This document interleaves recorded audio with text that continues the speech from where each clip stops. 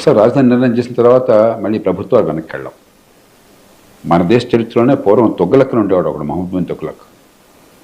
వాడు ఇలాంటి పిచ్చి పని చేశాడు.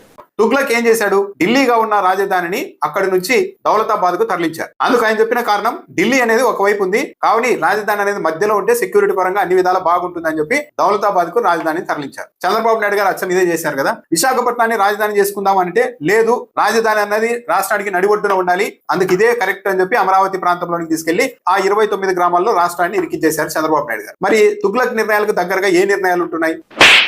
2. దౌలతాబాద్ ను రాజధానిగా చేసిన తర్వాత తుగ్లక్ ఒక విషయం అర్థమైంది. ఓహో, రాజధాని అంటే కేవలం కట్టడాలు మాత్రమే కాదు, జనాభా అన్నది ముఖ్యం, జనాభా లేకుంటే రాజధాని మనుగడ, పట్టణం మనుగడ అన్నది సాధ్యం కాదని గ్రహించి వెంటనే ఢిల్లీ ప్రజలందరికీ ఆదేశాలు ఇచ్చారు, మీరంతా కూడా దౌలతాబాద్ కి తరలి వెళ్ళాలి అని. మరి అమరావతిలో కూడా సేమ్ ఇదే కదా. అమరావతిలో కట్టడాలు కడతారు, నిర్మాణాలు చేస్తారు, బాగానే ఉంది. కానీ జనం ఎక్కడి నుండి వస్తారు అన్నది ప్రధాన ప్రశ్న కదా. ఎక్కడి నుండి తరలిస్తారు? విజయవాడ, గుంటూరు నుంచి తరలిద్దామంటే బలవంతంగా తరలింపులు అన్నది సాధ్యం కాదు. ఎవరికైనా సరే ఆ ప్రాంతంలో బతుకు తెరువు మనుగడ ఉంటుందంటేనే వస్తారు. కానీ అమరావతిలో పరిస్థితులు కనపడుతూ ఉన్నాయి. చంద్రబాబు నాయుడు గారు ఇప్పటికే చెప్తున్నారు, హైదరాబాద్ తరహాలో అమరావతిలో కూడా ఏ 100 కోట్లు 175 కోట్లకు భూమి విలువ వెళ్తుంది, అది అసలైన సంపద సృష్టి అని చెప్తున్నారు. ఒక ఎకరం 175 కోట్ల రూపాయలకు వెళ్ళిన తర్వాత ఇక సామాన్యుడు అనే వ్యక్తి ఆ ప్రాంతంలో బతకడానికి సాధ్యం అవుతుందా?